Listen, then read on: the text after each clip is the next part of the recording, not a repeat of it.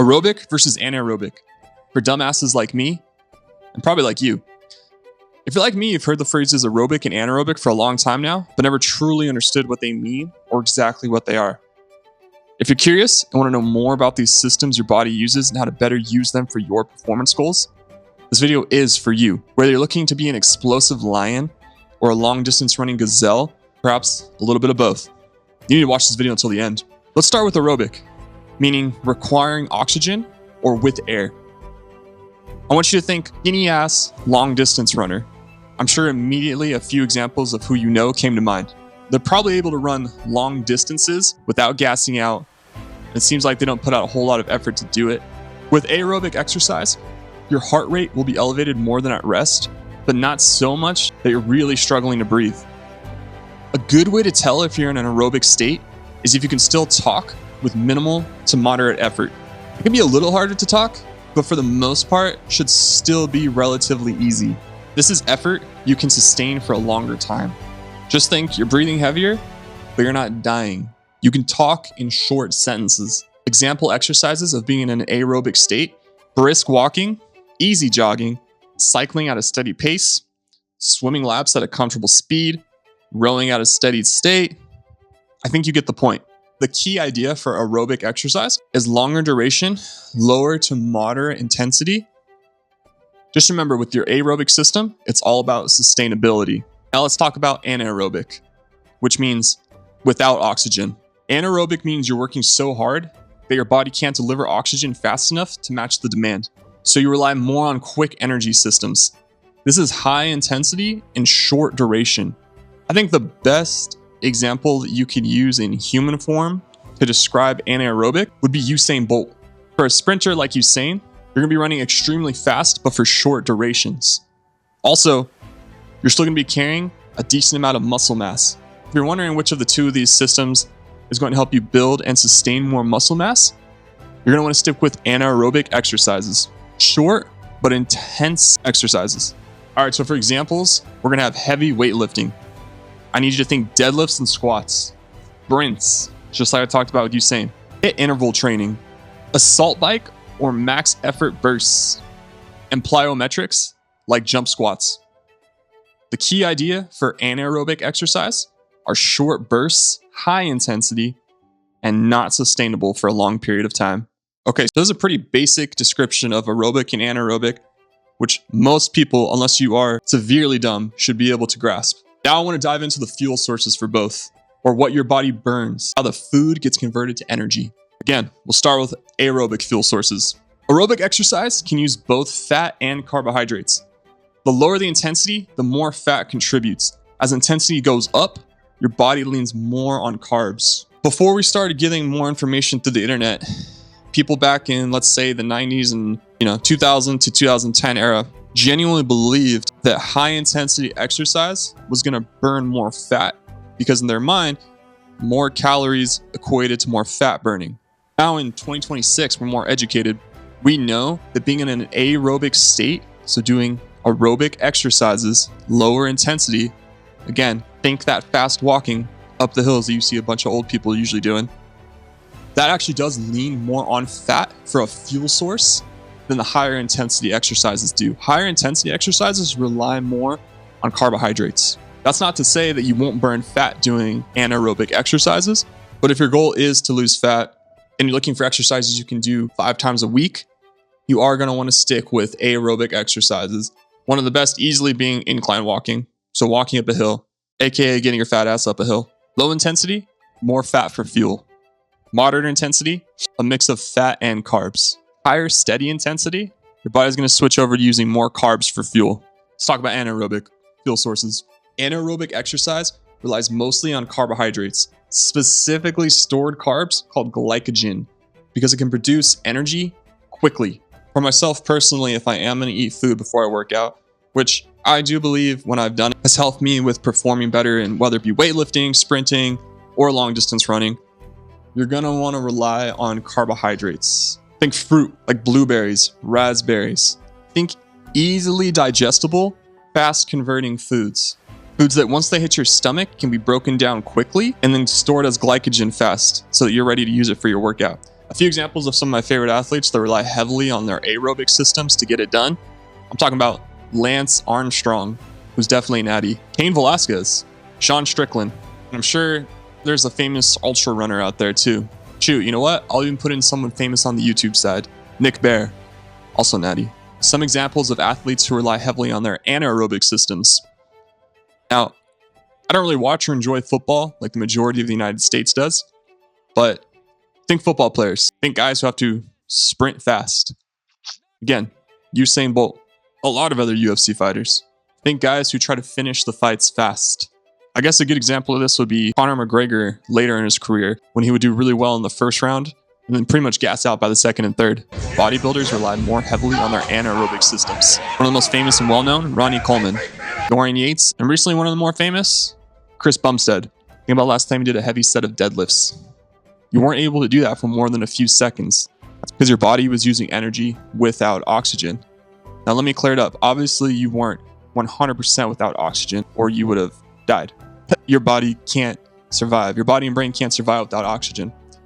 But you were mostly without oxygen when you were doing these anaerobic exercises. You may also be thinking, well, don't a lot of athletes rely on both aerobic and aerobic? And you would be correct. A great example that comes to mind of somebody who can go the distance, but also turn it on and do short, fast bursts of energy is John Jones. Love him or hate him, the dude can go 5 full rounds, 25 minutes of fighting, and still look better than a lot of guys who just fight for 1 round. However, he can also turn it on quickly and apply the pressure fast for short times when he needs to.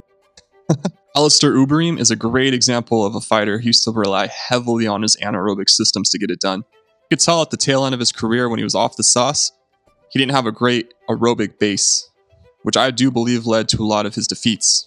Okay, even though I don't want this video to get too sciencey, ATP is the main energy currency used by cells to power nearly all biological processes, from muscle contraction and nerve impulses to DNA synthesis and transport. Pretty much, ATP acts like a rechargeable battery that stores and releases energy by adding or removing phosphate groups. In very simple terms, think of ATP as the universal energy cache for your cells that's constantly being spent and earned to keep all cellular functions running. Remember how we talked about glucose and how it comes from the food you eat? We're in an aerobic state and breathing aerobically. The glucose is fully oxidized for maximum ATP. During anaerobic respiration, the glucose breakdown process stops at fermentation for rapid short-term ATP. So when you're in an anaerobic state, something called lactic acid eventually builds up over that short period of time, and you reach what's called your lactate threshold. That's what causes you to stop doing that intense exercise you're participating in. In layman terms, it's that fucking burn you feel. It's that burn you feel after you've just ran up a hill. It's that burn you feel after you've just, win a few rounds with your sparring partner. It's that burn that you're trying to push through, but eventually will cause you to break. Before I started researching more into this topic, I always thought that lactate was just a negative thing and kind of a waste product that you wanted to be able to push through harder, to be able to take more on and keep doing high intensity activities for longer.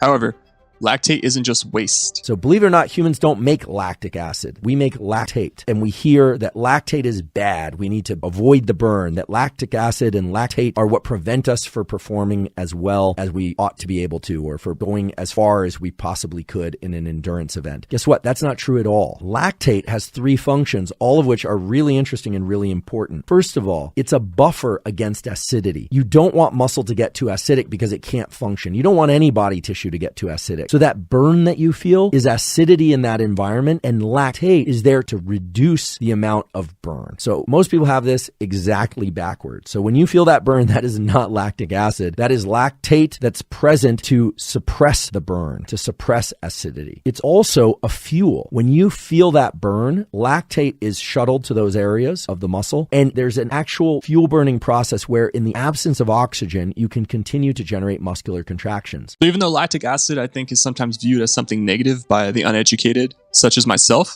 it's actually a necessary fuel used to perform anaerobic exercises. Something positive and pretty cool about lactic acid is that it attracts cells in your immune system to heal wounds and fight infections. What also seems to be a common misconception is that lactic acid is the cause of the soreness you feel days after a heavy workout. However, nowadays, it's pretty much agreed upon that soreness is caused by the micro tears that you put into your muscles. Something we need to talk about too is how important aerobic base is. Everybody wants to be that hard-hitting, fast sprinting, high jumping, jacked weightlifter guy. That's all well and done. I want to be like that too. It's important, badass, it looks good. Something you seriously need to not overlook is having a good aerobic base. Having a good aerobic base is what leads to a bigger, better, and longer lasting anaerobic system. Okay? This is the reason why boxers do road work. People are starting to train their aerobic system better by doing things like zone 2 cardio, by jumping on a assault bike, jumping on an air bike, doing 20 minutes of slow, boring cardio, which is typically how you build your aerobic base system. Is that a lot of people do consider it boring, myself included. But if something's boring, it's still very necessary to perform better later on, especially at higher intensities. Do a decent amount of zone 2 cardio if this is your goal. If it's your goal, if you just want to be a jacked meathead, you really don't need to do these things. If you want to be a better performing athlete and just all around human being, just perform all around in daily life. And I'm talking about things we don't even think as intense activities. Playing with your kids, carrying 4 bags of groceries up the stairs instead of 2. Having a good aerobic system and aerobic base is going to help you in everyday life, which includes going to work. I used to do wildland firefighting. Now I still do plumbing. I can tell you that both of these jobs, much so long duration, physically demanding activities where you don't want to be ramping it up, trying to get things done in 5 minutes. You're going to burn out extremely quickly. Sure, there's always a time and place for the anaerobic. That is very important too. You should be training your anaerobic system as well. However, I'm saying that it starts with the aerobic. It starts with that base and you build your way up.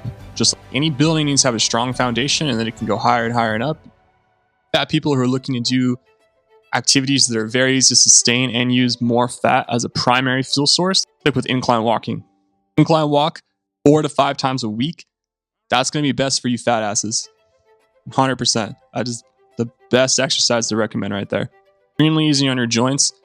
It doesn't completely destroy your CNS like a lot of weightlifting, like a lot of heavy weightlifting does. If you want to do that too, please mix it in. I highly encourage you. I'm talking about beginner level fat ass who's looking to get in shape. Incline walking is going to be your best friend. And later on down the road, you can mix in some intense weightlifting. You who are trying to be better performing athletes, don't skimp out on the carbohydrates. Okay? Important time to be eating carbohydrates before and after your workout, pre and post. Not exactly clear on how long the body takes to break down a lot of these pre-workout meals and actually use them for fuel for your workout. However, if you eat a lot of carbs 2 hours before you go do some intense activity, that's kind of a good rule of thumb. That fuel will be good to go, ready to use. Don't skimp out on the berries, the honey, other carbohydrate that is easily broken down and be ready to use for glucose. Keep in mind the breathing rule. If you can talk in full sentences and it's only a little hard, you're more than likely in an aerobic state. You're out of breath, can't breathe, to sit down for a minute to catch your breath, you're definitely in an anaerobic state. I recommend training your aerobic state 4 times a week, and your anaerobic state 2 times a week. You can mix that in however you want. If you're going to combine the 2 on the same day, I would recommend doing your anaerobic exercises first, and then doing your lighter, less intense zone 2 activities after. That's because you want to keep as much energy as you can stored up for the harder exercises that require that anaerobic system.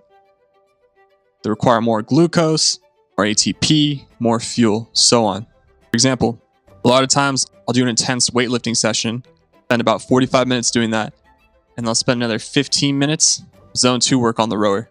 The thumbs up button for this video. I'll be producing more videos like this in the future.